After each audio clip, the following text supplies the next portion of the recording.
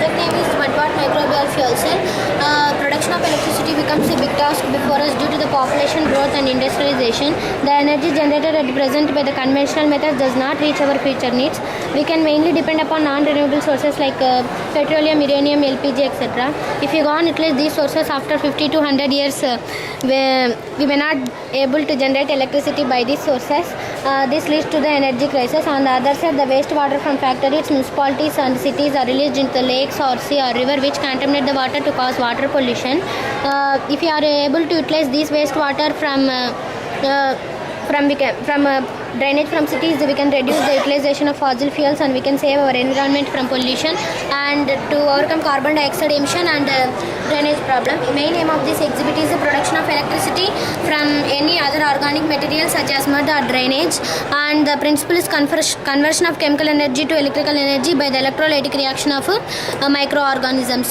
This microbial fuel cell has contained two chambers, mediatorless, mediator high. It contains two chambers, one is anaerobic chamber, another one is aerobic chamber. Anaerobic chamber contains such as mud or drainage which anode is deep. Aerobic chamber contains water which cathode is dipped. These two chambers are connected with salt bridge. The salt bridge is prepared by boiling water, agar salt. After cooling it turns jelly like substance. This acts as proton exchange membrane which transfers protons from anaerobic to aerobic chambers.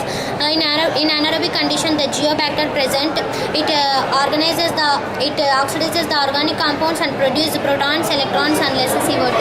Electrons which gathered at the anode through the circuit, it reaches the cathode, and reaches the cathode. Protons reaches the cathode through the salt bridge.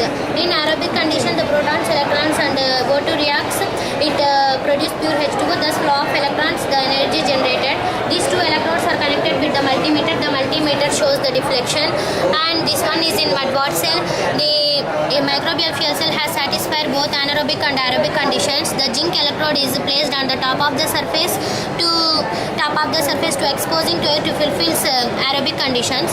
The copper electrode is placed on the top deep inside the mud to fulfill the anaerobic conditions. These electrodes are connected with the LED. The LED glows.